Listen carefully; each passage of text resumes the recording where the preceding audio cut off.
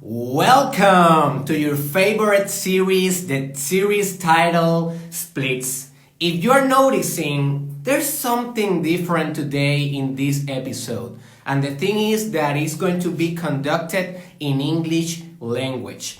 And I want to say, I am not an expert in this language. I am from Puerto Rico. Our first language is Spanish. And I will be doing some mistakes, but I will do my best in order to be as clear as possible in this interview for you.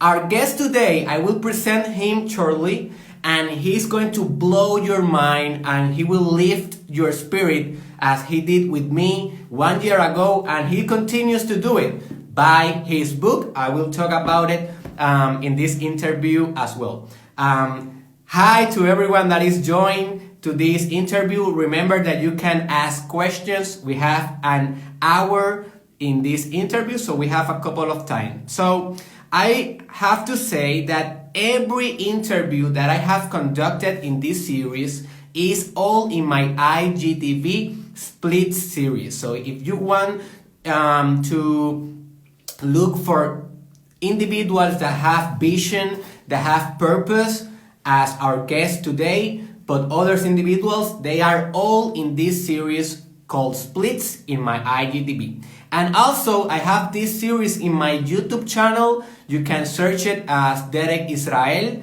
okay? And there you can find all the splits, but also you can find my Mastermind podcast. You can find my Pregúntale a Derek series and all other videos that I do for you in order to grow you, to start conversations about personal development, spiritual development, and entrepreneurship. That is, our value proposal. Who is our guest today, my friends? Who is our guest today? Our guest today, he's called Hunter Drew. Okay, this is his book. It is called 21 Days to Masculinity. And this guy, let me say the story how I knew this guy. I went to an event in last May 2019. It was an event about being a leader, being an alpha male back in Florida, United States. And this man, he was one of the speakers. And I need to tell you the truth. That man right there taught me so much. I have never talked to him, in person. We only have shared a couple of Instagram messages. This is gonna be our first conversation. But he is so powerful in his way of being, in his philosophy, in the way he carries himself, in the way he's a pattern, a father, but also a husband and an entrepreneur, that I always want to interview him and present him to those who follow me here in Puerto Rico and all Hispanic America. So I am very honored that he said yes and he's ready to go in this interview, and I am very excited as well. If you find this interview of value to you, go and check his Instagram. That is his Instagram. He's called there Zach. He's, as I said, American husband, father, Navy veteran. That is something that I didn't mention, but he's also a Navy veteran. And he's a full-time writer and speaker. So if you find value in this interview, hi, lady. Hi, Suleika. Hi, everyone that is here. Thank you for supporting this show. And I hope that you are not laughing at my English. Come on, laugh. I know that I sound funny. So if you find value in this interview, go and follow Hunter Drew. You're going to be very, very pleased with his content. So without more further introduction, let bring the guest of today. Let me see if he sent me the request. He haven't, unable to join. Why? Hunter, there is said that you are unable to join. I don't know if you are in a laptop or in a computer, but if you are in a computer or something like that, I don't think that it will let you join. It must be a mobile phone or an iPad or something like that. Let me know in the comments if you can transfer your technology, because it says unable to join. I cannot invite you to join the interview. Let me know in the comment, man. Sorry, these things happens. You are happy, say Christine. Yeah, I'm very happy. I'm very honored. This guest, this 1 second got it. You are a gracious host. I am a terrible guest. Man, you are not a terrible guest, man. You know, these things happens. You know, where we are live, we cannot, we'll be on the phone in 2 seconds. I will wait. We will wait. When you are live, things happens. This is real life. You know, sometimes my iPad fall in the ground. Sometimes someone calls me and interrupts the transmission. You know, things happen and we need to adapt. That is part of our personal development, skills, adaptation every time. Oh, I am having another call. Let me see who is it. Meanwhile, we wait from Hunter Drew to join us. So let me see.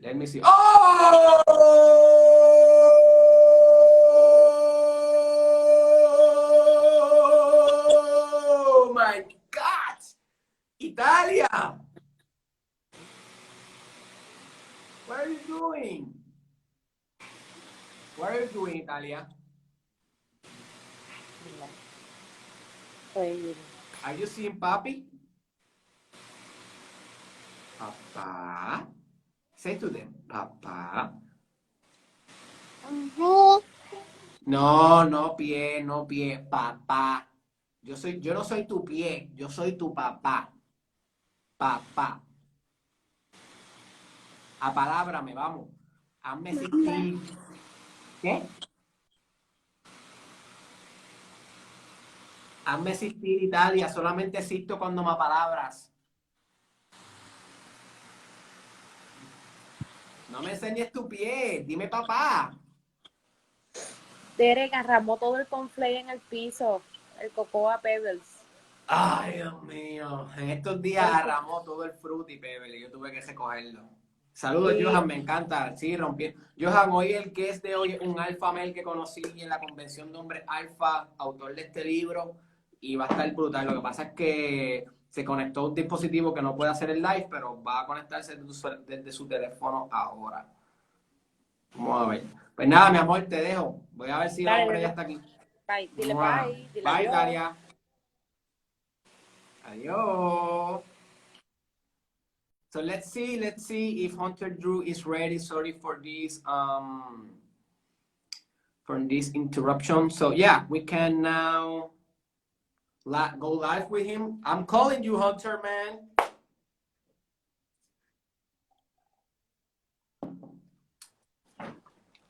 Hi. Hey, how you doing? I'm very good. How are you, man? I'm doing well. It's great to talk to you. I'm glad we could link this up. Yeah, we do it, man. We are adapting every time. This is the new age. Technology, you know, interviews like this and stuff happen. This is your first time doing an IGTV interview? It really is. So I'm on my computer. I'm like, I'm ready to go. And it's not working. I'm like, oh, boy.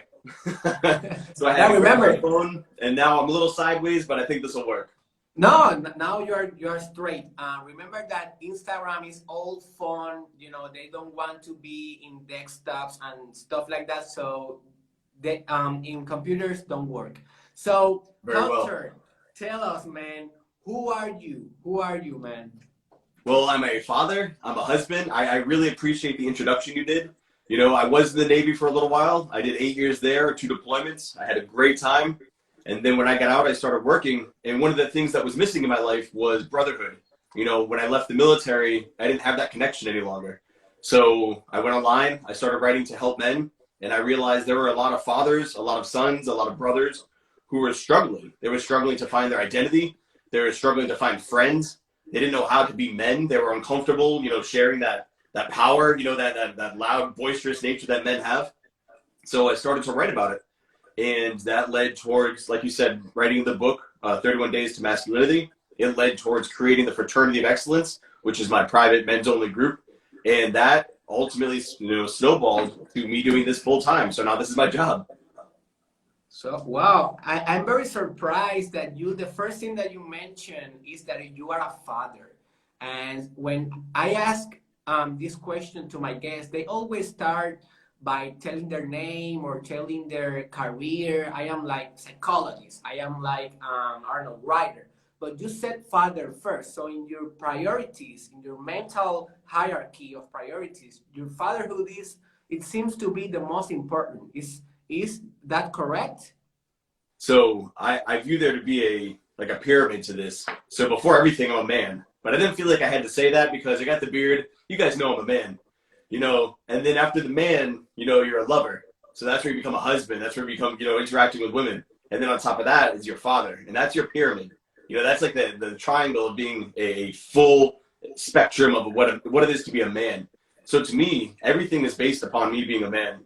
And then from there, being a good lover. And then from there, being a good father. If you can do all of those right, you're a great leader. You're a great brother. You can do everything else properly. But to me, if you don't have your soul, yourself in order, if you don't have your engagement with the world in order, even loving the world at large, and if you don't have your house in order, your family in order, how can you go and help other men?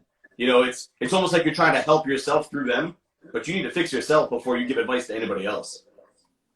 Yeah, man. That was your in the speech that I saw about you in the convention. That was your message, that you need to be very responsible with yourself first in order to be a great leader. But all start in your inner home, in your inner place, right? So, do you mention that you were in the military? That was your dream, or that was something that happened spontaneously? Or tell us about that.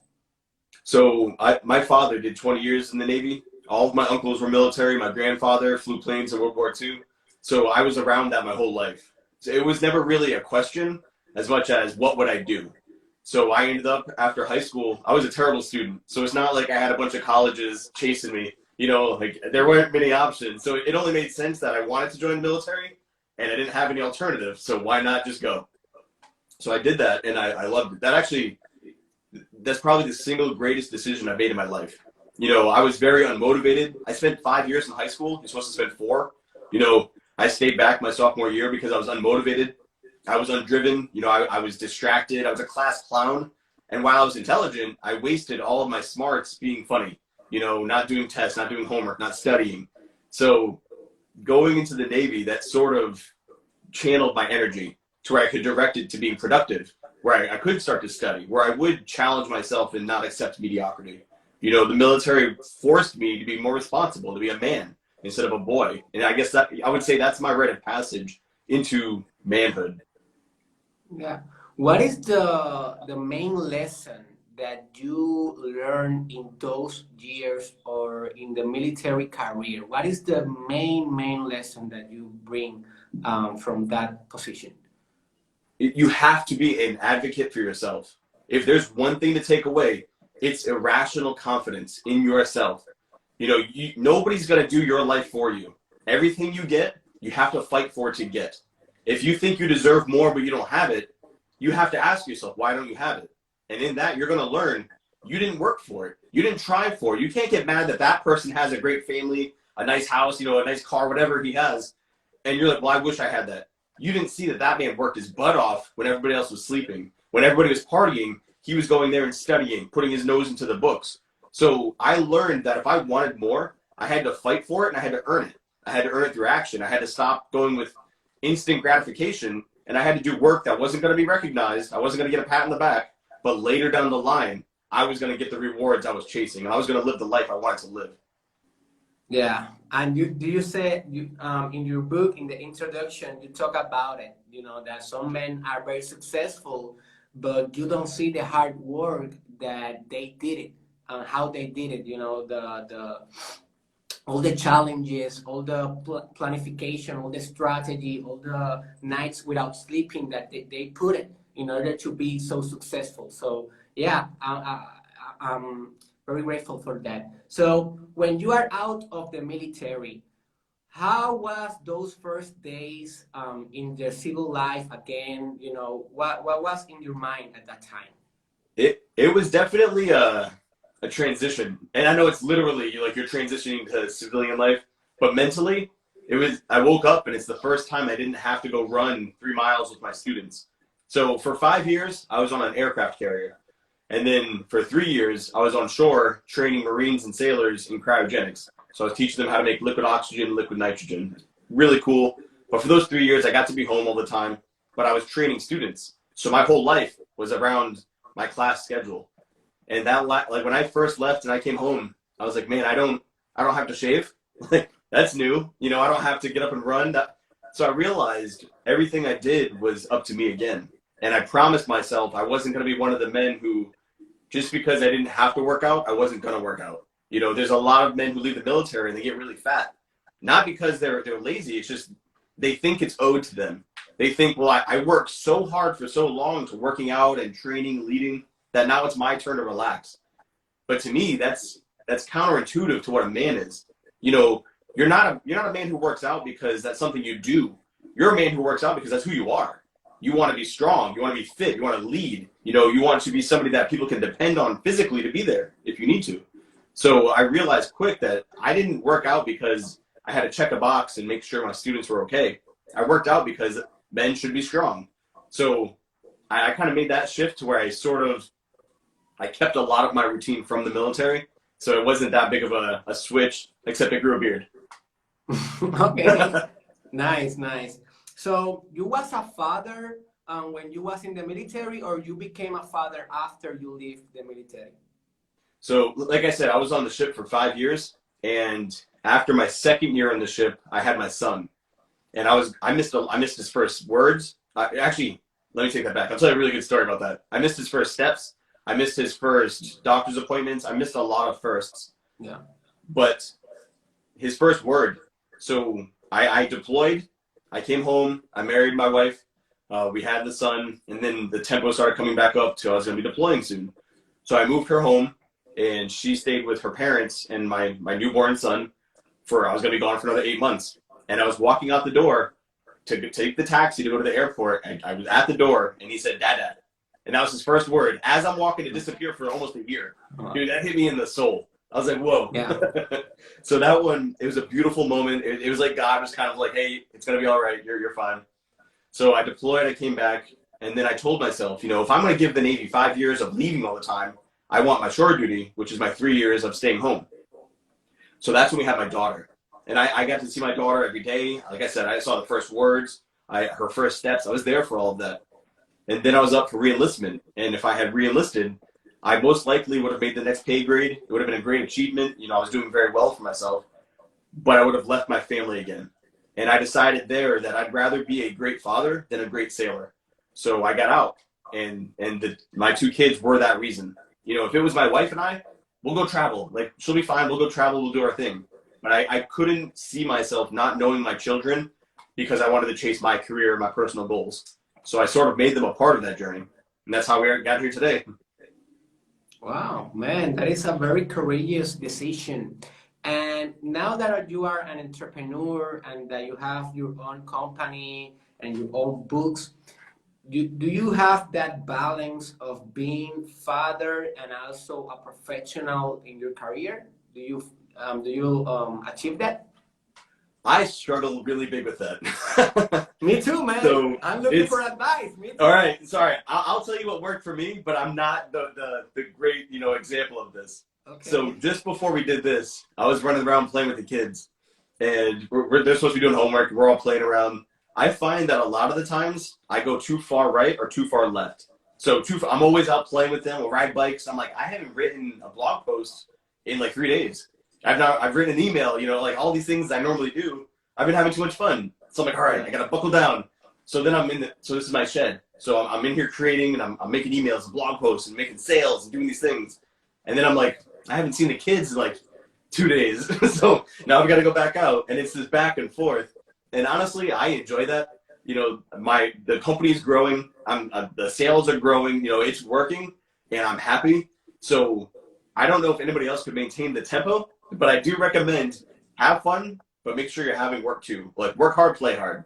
And I don't waste a lot of time in between doing nothing. I'm never bored, if that makes sense.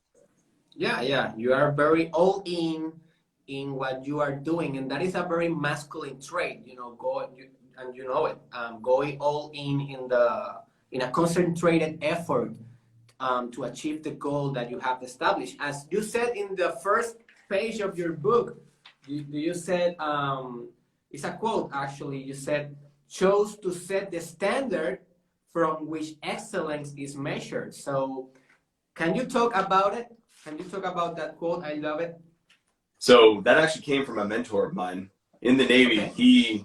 He was not at the right pay grade to get a job that he wanted.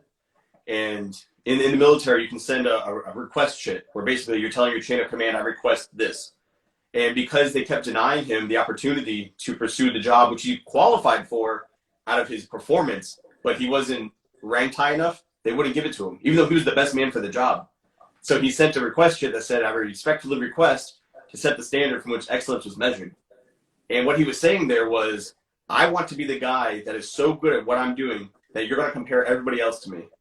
And I took that and I applied that to my life. And I'll never forget, his name is Brett Wrestler. I should probably actually hit him up and say thanks, because that inspired a lot of what I've done. You know, if I'm going to be a father, I want to be the best father. And that doesn't mean I'm their friend. I want to raise the best children, have the healthiest relationship, which there's boundaries there. There are times I say no. It's not that you're a nice guy always saying, that's not what being a good father is. So you instill healthy boundaries and a healthy relationship with your children. With my wife, you know, I keep it fresh. We've been together since we were 16. I'm 33 now. And still, we're flirting. It's like she's my girlfriend. You know, like I love teasing her. We still have fun. You know, I don't ever allow it to become that routine, check the box. We went out and had, you know, crap dinner. Like, no, let's go on an adventure. Let's do things. You know, if I'm going to write a book, I want to write a book that's going to change your life. If I want to give this speech on Instagram, I want somebody to hear this and forever, their trajectory of where they're going and what they're doing is to the moon. I don't do anything for half a reason. I want to be the best at everything I do. Yeah, man, and we feel that. We feel that. So I know that you recommend to read a couple of pages from a book every day, and I will recommend you a book. I don't know if you are familiar with it, but expands the idea of establishing standards and becoming the best that you can be. It is called "Be So Good That They Can't Ignore You." Have you heard it? I've not, but I'm writing it down right now. Man, it's a very, very spectacular book. Be so good, they can't ignore you. It will be very informative for you, I assure it. So tell us about those first days in your entrepreneurial journey. How was that transition of being a military soldier or Navy and to becoming the owner of your own business? How was that, man? So there's actually a 5-year gap in between the military and entrepreneur, where I worked just a normal job. I actually worked in not an HR department, but an administration department. So I don't, like, you know, my personality. You've seen some of my work. I don't belong inside of pushing paper, but that's where I found myself, and I never identified as that job. Yeah, like I did that job my way. You know, I worked with these 2 ladies, and they were awesome, and they knew like who I was, what I was coming in. And while you think of like the crotchety old like ladies in the HR department, like they were awesome, and we had a great time. But my job was just a job to pay the bills. You know, so I would work and write and record on the commute to the job. I would do coaching calls on lunch at the job. I was building up my empire on the side while just working this. And I think a lot of men, they sort of identify like, well, if you have a low paying job or it's entry level, you think you're an entry level man. And that's not the case. You simply are at that point in your life and your job. You can level up, but your job doesn't define your worth as a human being. And that's something people need to understand. So if you want to become a writer, well, you better be writing. You know, if you want to become a podcaster, when you're not at your job, you had better be podcasting. So I used, like I said, it was an hour commute to work and from work. I was making YouTube videos back and forth. I was making tweets while driving. I don't recommend that. It's probably dangerous. You know? But for those years, I kept building it up, and it got to the point where I started making enough online that I was losing money going to my job. So in July of last year, so I'm a little over 1 year working for myself, I took my wife on my back and my kids on my back, and I just jumped and I said, I'm gonna make this work, and we're gonna do well. And it was nervous at first. I mean, you kind of take away that safety net because having the job, you always have that paycheck coming in.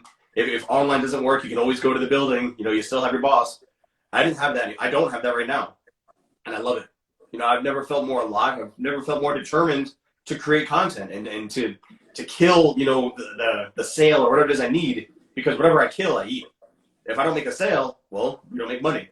So it's one of those things where there's such a good motivation, and it's a healthy anxiety. It's a healthy stress to feel, and it makes me want to do more. I don't ever feel like it holds me down.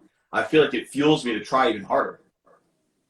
Yeah, I have been feeling that too. I have been in this project of mine in social media. I have been 4 years doing it, but in the last 2 years, it's becoming more and more like a business. And I feel that anxiety that you are saying, and it's a very, very healthy anxiety because we strive to become more with it. You know, we strive to be better persuaders, visionaries, strategies, everything that you need to become. Because when you are an entrepreneur, you need to be everything, man. You need to be the salesman, you need to be the marketer, you need to be the closer.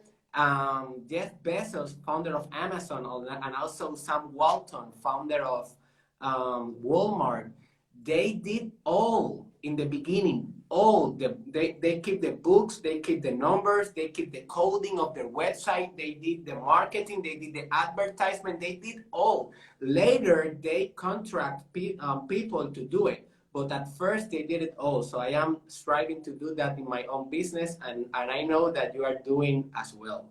There's actually something to that I wanted to bring up now that you said that. You know, people will see all the success you have maybe 2 years from now when you go to the moon. You know, maybe it's next year, maybe it's next month. They're gonna see that and be like, oh, it was always easy. And they're not gonna realize how many times you wanted to fire yourself. How many times like you're like, man, I am terrible, like I'm done. You know, you're like your boss and the employee, and you're like, I hate this. I'm trying to blow it up, like this is frustrating, but you keep on going and you don't quit. And I started writing in 2011.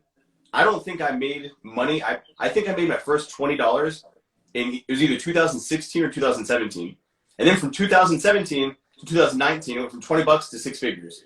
That's the type of growth. It accelerates so much. You know, inside my group, the Fraternity of Excellence, you know, there are business owners. There's 2 guys that are coming to mind. One, his name is Phil. He runs a construction company. And one, his name is Ken, and he runs a pizzeria. And these 2 men have experienced explosive growth during a time where the economy was shutting down. So it doesn't make sense, but as long as you keep showing up, you have the potential to freaking moon. So people won't see that though. They're not going to give you credit for those nights where you were stressed out, or you're like, man, am I going to be able to make it work? They're going to think, oh, Derek, you were always successful. You never had a doubt in your life. So good on you for continuing to push forward. Thank you, and I will continue. So tell us about your books. This is the only book do you have? You have more books? What inspired? How many books do you have? I have 1 on Amazon, and then I have 2 on Gumroad. I give 1 away for free though. Okay. So let's talk about this one. This was your first book? Yes. So what inspires you to write this book for everyone that is seeing? It's called 31 Days to Masculinity. Is in Amazon, this one? Because yes. I bought it physically. So it's in Amazon. What inspires you to write this book, and what it's about? So for everybody watching, actually, I made another version. So this is version 3, and I'll send you the PDF, and you can send the PDF for free to anybody that's watching this so they can get a taste of it, so they don't have to worry about going to Amazon or anything. And then I'll link up with you. I'll get your address. I'll shoot you a hard copy. Get to do it just for saying thanks for doing this. So when I turned 30 in 2017, and I wanted to give back to everybody, all the men that I've helped. I wanted to do a challenge. So I turned 30 in February. So March was the next month, and March has 31 days. So I said, for the next month, me and all the guys that have helped me, I want to help you. I'm going to lead a campaign that helps all of us mentally, physically, and spiritually. And for 31 days, we went through and we fine-tuned it. We had challenges every single day. You know, some were physical, and it wasn't to get you jacked. It was to get you used to being disciplined. Some were mental, and they weren't to make you super smart. It was to get you to start thinking outside of this little box people wanted you in. And then the rest was spiritual, where it could help you to start finding purpose again. Start finding love with the world. Start finding a reason to exist. You know, too many people, they're alone, they're depressed, they're anxious, their soul is stuck in this little box, and I try to unlock it and let it free. So 31 Days to Masculinity came about, and it's for men only because there are so many resources and outlets that are helping women to get, motherhood, be better sisters, be better home takers, be businesswomen. But for men, it's so aggressively against masculinity. It'll help you be a more sensitive man. It'll help you talk more, but never help you just tap into that fire of being your own independent being, being your own king of your land. So this was my goal, and I failed it. The first time I went through it, like there were 3 days or 4 days where I just totally missed the challenges. I jacked it up. But since I then, felt too, man. I have felt 2 times now. Dude, it is not easy, and I made it. So yeah, I mean that's how it came about, and it has to start on Wednesday because that's the day we started, and there are day-specific challenges. But if you go through this, and I don't know anybody who's made it through the first time 100%, there might be one guy out there, and if so, fist bump to that guy. But it's not easy. It's hard. No. It's challenging. And if you do it again, you'll learn more about yourself. Do it again, you'll learn more about yourself. I've had guys who've done 6 iterations of this. I think I've done 5. So it's no joke. But I mean, it will change your life if you do it all the way through. Yeah, I will be starting to try again. Maybe this time I can do it, the full challenge. One of the most, I think that in my personal experience, it was like the most challenging to do. Let me look at it. Is the day 2, like in the beginning, day 2, man, it was like a slap in my face. You said, stop avoiding it. That is the challenge. Stop avoiding it. And for those who are seeing this interview or that will be seeing it after it's recorded live in YouTube or in Instagram, basically it is to do something that you have been avoiding about some time now. And you said, like, what this thing is. It's going to pop up in your mind like right away. So what advice do you have to those persons that fall in procrastination a lot, that they don't want to do the things that they need to do? What do you do about it? My biggest piece of advice would be for them to stop thinking that life is about being comfortable. Life is not about avoiding pain. A good life is not about avoiding it. It's about facing it. And that's why it's day 2. So day 1, it's pretty much welcome. Here's what to expect. Here's how it's laid out. And day 2, I pretty much punch you in the mouth and I say, hey, this is the type of program you're in. You can't, and it's been so diverse in the experiences and stories that have been shared with me. Some men on day 2, they broke down crying because they realized they have a problem with booze. For them, it's alcohol. Like they've been so drunk for so long, they don't even know how to be happy without it. Other men, they went through traumas as children, and they never faced the person who put maybe an abusive father, maybe there's an abusive mother, a family member that caused trauma in their life. They never faced that person to just get it off their chest. They've always hid it. There are men who are carrying these heavy burdens and this great shame. And if I can't get that out of you on day 2, on day 10, you're going to fail, because that shame is going to hold you down. If you get to day 20, that shame and that regret you feel, that self-loathing, that you can't hate yourself anymore. Like at some point you have to stop. You're never going to be able to become the greatest version of you if you hate who you are every single day. So on day 2, I want you to face that. I want you to see the hardest thing that you want to run from. And each time you do this, it's easier. Well, next time, all you have to do is figure out that you've been a little lazy. It's not as deep. The next time you do that, you got to figure out, all right, maybe you say you'll do things, but you don't do them. So you're not a man of honor. I can't trust your word. It gets a little closer to the surface level. But that first time you do it, you have to go deep, because life is pain. You have to face that pain. You have to deal with it. But when you do, as much as it sucks, and as much as you think you're going to die, and it's the worst thing in the world, the next morning you wake up. And the next morning's day 3. And day 3 is a fresh start. And there's a reason I do everything I did. On day 3, you're like, all right, I faced that pain. But guess what? I'm not dead. I didn't die. My life didn't stop. All right, now I've got a fresh start. I actually get to be the person I should have been this whole time. I don't have to worry about that thing I was ashamed of for so long. Now I actually get to breathe again. I get to let my soul breathe. I get to open up. You know, so many men are just struggling so freaking bad and so hard that I really want them to reach in and say, hey, it's okay, man. Maybe you did something terrible. You know, I've had men say, hey, they hit their wife or their kids. Like really, really tough things. And they can't ever forgive themselves. And like, well, by choosing to not think, yeah, you did something bad. You did something wrong. And maybe it changed things for the rest of your life. But now you can fix this and face it. It doesn't mean the world's going to be sunshine and rainbows, but at least your soul can start to heal. And at least you can start working towards becoming a better person. You know, it's not an easy task, but it's absolutely necessary. Yeah. Wow. So this book is more profound than, you know, most books out there, because you need to work not only in the superficial levels, but also in the very deep structures of your being. So very nice. So this is a personal question. Of all those challenges, what is the most challenging for you in a personal level? What is it? What is the most that you don't like it? The one that would have to be that one, day 2. Everybody hates day 2. I'm no different. Okay, so I'm not alone here, man. No, I hate day 2 because you have to look at where you're failing. And what, man, nobody wants to do that. I hate doing that.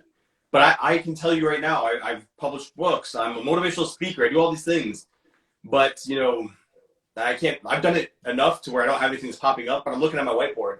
And I'm like, there are certain projects I said I'd have done by now that I've not done. You know, I kept telling myself, oh, I'll finish the next book. Well, why do I keep not finishing the next? Like, I'm compromising my integrity. And if I had just finished the book, I'd be making more money. My family, we'd have more things. We'd be able to go do more stuff. But because I'm being lazy and procrastinating, you know, well, it's not happening. So I hate facing where I'm failing. But again, it's necessary. So it should be a sort of daily thing as to like, all right, what should I do today? How can I work on it? You know, how can I make myself a better man today? But sometimes you're like, oh, I'll fix this, but not look at this. And you keep on looking at that thing over there, and this thing's getting bigger and bigger and bigger. But you're like, oh, I'll cut the grass. Even though you said you were going to rebuild that shed, you know, 6 months ago. You'd rather cut the grass today. Like at some point, you have to face the big project. You have to face the big issue. So I found that it's one of those things where for me, I'm like everybody else. I hate seeing where I'm failing. So there's a question there. Is Bebaisha. So she's saying, when you say days 1, 2, and 3, you said when you realize that it's time to pass to a next step, or literally you realize this in days on the progress? That's an excellent question. And I've had to explain this to a few guys. So each day you do progress, but just because you went from day 2 to day 3, you're still working on day 2. You know, like day 3, you have to do day 3's challenge, but if you didn't complete day 2, that continues. You know, you could be working on day 2 all the way until day 31, depending on what the issue is. So if the issue is working on procrastinating, well, every day you got to make sure you're not procrastinating while doing these other challenges. But let's say it's working on healing your relationship with your child, you know, or facing, you know, having a conversation with somebody. Well, then on day 2, you have that conversation, as hard as it is, and then you move on. So in that situation, day 2 just stays in day 2. Yeah, and one thing that you mentioned in the book is the importance of being sincere and being very straight in your conversation, you know, that don't fake anything. What you can tell us about that? There are too many people that are trying to be the person they think other people want them to be. Or they're trying to be, like, break a chair. Yeah, I break it. Yeah, man. The words penetrate the metaphysics. That's it, man. I'm sending that energy. So what I was saying was, you know, you're trying to be the guy somebody will like, or you're trying to be the guy that you think people will approve of, or the guy that will fit in. And that's no way to go about life, because you're always changing to the next person as to what they like or what they want. At no point are you developing your sense of integrity, personal self. You know, you're not like back to self-advocacy. You're not sharing you with the world. You're sharing the version you think the world wants you to be. And how can you have a healthy connection? Like, how can I connect with you if you're only connecting with the Zach that I want you to see? You're not reaching my soul. You're reaching the person that I've created, you know? And that's not a healthy connection. But as long as I'm myself, you get to connect to me, and I get to have a healthy relationship with you. There are people who don't have any friends, even though they're surrounded by people, because those people only know the caricature you've developed. I think it's important that if you say no, or you don't agree with something, say no. What do you want for dinner? Mexican or Chinese? I want to go get Mexican food. You know, do you want to go to the park or do you want to go to the beach? I want to go to the beach. Everybody always says, though, I don't care. I don't care. Well, yes, you do. Start sharing your opinion. Start standing up for yourself. Start having a spine, you know, and start speaking from your chest and like, hey, if you don't like me, go away. And if you do, well, good, because you like the real me. Yeah, man. That is so important. Having the self-confidence to express our desires and our goals. So, yeah, tell us about your fatherhood. You know, you're a partner, you're a father. What is your philosophy about being a father, an alpha father? So, I guess if there had to be like a quote or a mantra, it's presence, not presence. So presence, Presence, being involved, not presence with the TS, where you're giving them a gift. I want my children to have memories with me. I want to go out and I want them to remember my father showed up. My father played catch with me. My father kicked the ball. You know, and while my children, they don't really want for anything, everything we bought them, they're grateful for. They're not entitled to anything, but also it's useful. So I'll buy my daughter a soccer ball so we can go out and kick the ball. I'm not going to buy her a tablet so she can be raised by a screen. You know, I'm not going to allow them to be raised by modern society or PC culture. They're going to be raised with values, with the morals that my wife and I have, you know, and they're going to see that dad didn't just go to his job, work hard, come home, kick his feet up, crack open a beer and watch Netflix. Like, no, dad worked hard and dad would bring us out and he would show us things and teach us things. We'd have moments and memories. And I don't think enough families are in that loop because dad is working and then mom's on social media and the kids are watching TV. And everybody's so divided that nobody's having dinner anymore. Nobody's sitting down and sharing stories anymore. They don't even know each other. And then that's how you look at your children and you don't recognize them because society has raised them, because TV shows have raised them. So I think, you know, my philosophy is that I'm involved in my kids' life. You know, again, back to setting the standard of excellence, I have a high standard for them. You know, they don't get to say yeah. They have to say yes, because that's an appropriate response to an adult. If an adult walks in the room and they're sitting down, they get up. They'll greet them. They'll give their seat away. These little things, you know, it's teaching them respect. It's teaching them to honor their elders. It's teaching them to trust where their family came from and to maintain that standard for their children.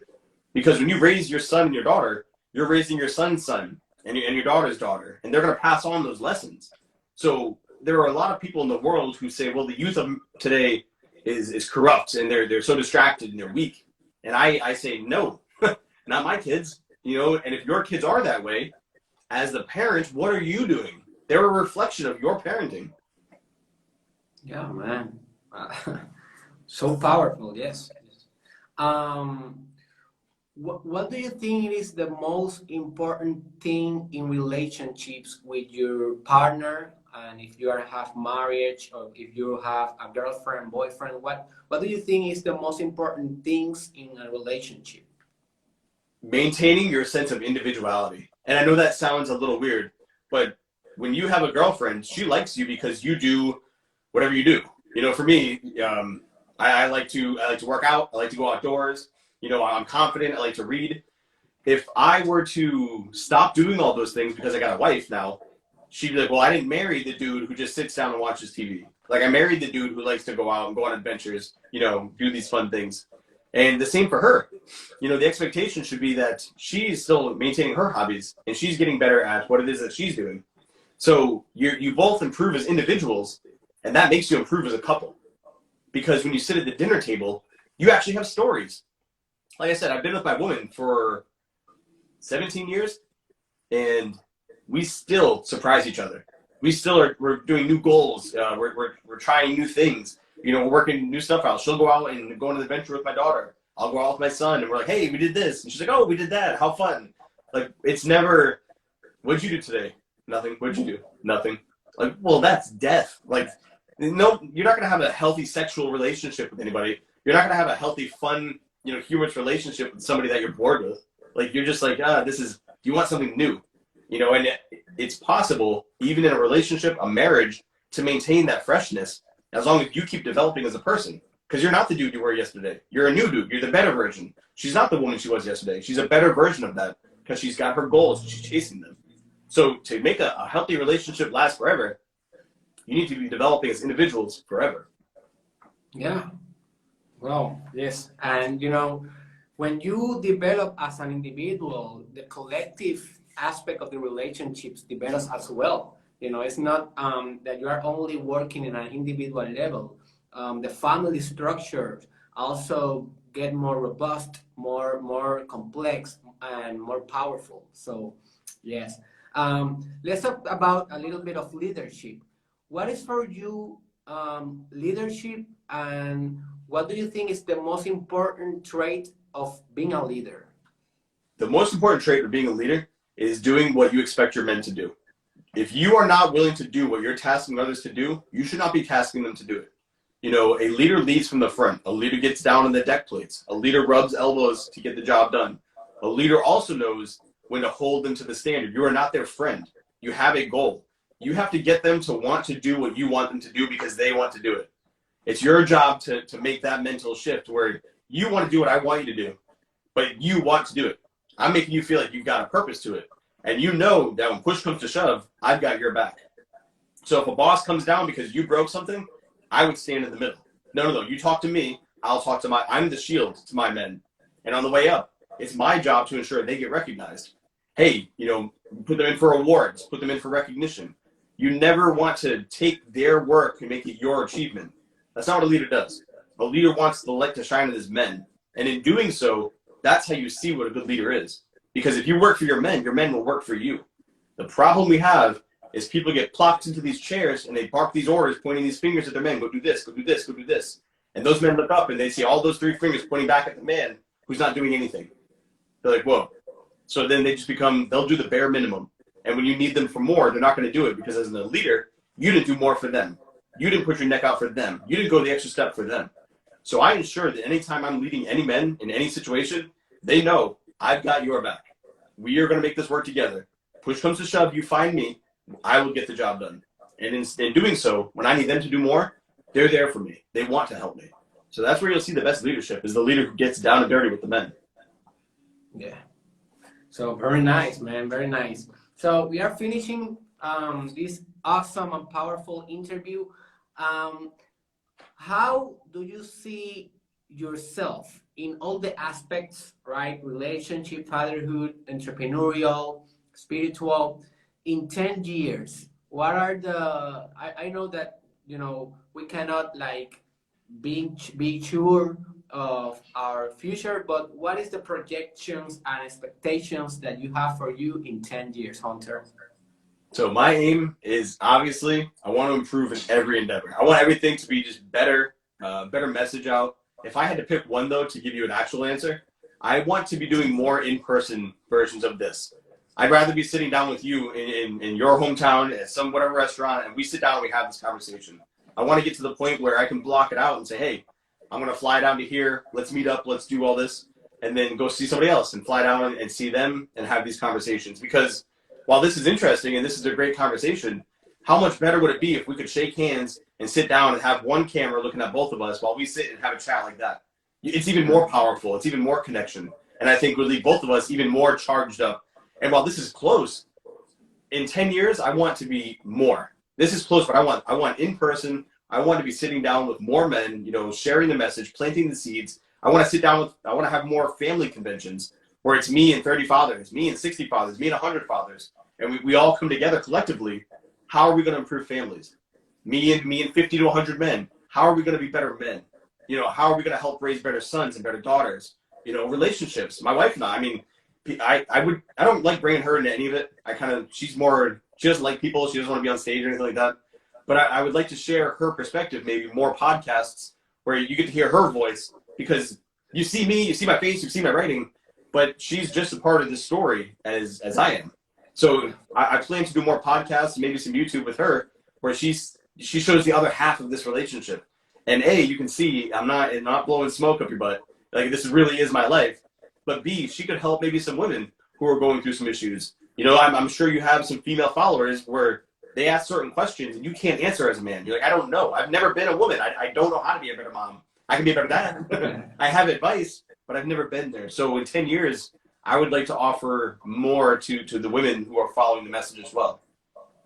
Yes, and I have discovered in my own project that having my wife involved have been very, very wonderful to the business. Because as you said, a lot of women now follows her and they become identified with her because we are men and we try to be empathetic. We try to understand some woman issues, but we cannot do it in a direct way. We only can suppose, imagine. But when you bring her on in the show, in the conversation, that yin yang become more powerful in the message because both energies synergize each other. And I have experimented that in my own project. She's also an influencer. She's the mother of my daughter. So now we are bringing on also our daughter. You know, she participates. She sometimes, you know, we bring her to the camera, in order to make her also comfortable with this new world of digitalism and all the stuff that technology are doing for us. So it has worked for me. If your wife see this, please come to the Hunter podcast because a lot of women, and not only women, a lot of men too, we need that advice because women have a very emotional tone to see things that we men sometimes miss. So also men can benefit from that. I mean, together we're stronger. You know, you get to see the greater whole. Yes. So Hunter, where people can find you if they want to work with you or ask you a question or buy stuff from you, where they can find you? I'm predominantly on social media. I'm at Zach Small _. So I was writing as Hunter Drew. That was a pen name. And then I come out with my real name, which is Zach. My last name is Small. And I was writing at thefamilyalpha.com. That's where you can find 99% of my writing. I started a new blog and a new podcast called the leadershipinaction.com and Leadership in Action podcast. Those are the main things. If you want to work in my group, that's the fraternityofexcellence.com. And right, that's where I'm always mixing up with those guys. It's a private men's only group, but I mean, we're getting after it. We've got every single day there's somebody else progressing in some area. It's a beautiful thing that we've created in there. So that's for men finding male groups. And then outside of, like I said, you know, at Zach Small _. That's my Instagram. That's my Twitter. Hit me up. Shoot me the DMs. I'm all about having these conversations. Yeah. One last message that you want to share with the world before quitting this interview? Oh, absolutely. Look, you absolutely have to take a chance on yourself. You've done your thing for so long on trying to play it safe, on trying to not make waves. Take a chance on yourself. What do you have to lose? You actually get to like the person you see in the mirror. You actually develop more greater self-respect and confidence. You have nothing to lose. Go in on yourself. Start to like yourself. And also, Derek, you know, if you're watching this, I will be sending him a PDF, then he can shoot you the free copy if you want to use 31 DTM as your kickoff to getting that done. But please, just start to like yourself as a man and woman. You know, just as a person. Start to enjoy who you are and stop trying to fit in with all these people who are plugged into these screens. Yes, absolutely. So if you want the PDF of the book, 31 Days to Masculinity, write me a DM, write me a private message. I will be sending it after Hunter send it to me. It's free, right? It's free. That PDF is free. Yeah, that's yours, man. Okay, so write me a DM if you want this book in the PDF mode, and I will send you the PDF. So Hunter, man, thank you a lot for being here. It was a very powerful conversation. I wish you all the success that I can wish to you, man. And I hope in the near future we can sit again, maybe physically, maybe digitally. It doesn't matter for me, but maybe another conversation. I know that we will have another conversation very soon, man. That's it. Thank you very much for having me on. Okay, thank you. So remember that all those splits that I am conducting are here in my IGTV, Derek Israel Oficial, and also in my YouTube channel, Derek Israel Oficial. If you enjoyed this interview, hit subscribe in all my platforms, and I see you in the next splits. Bye bye, man. Take care.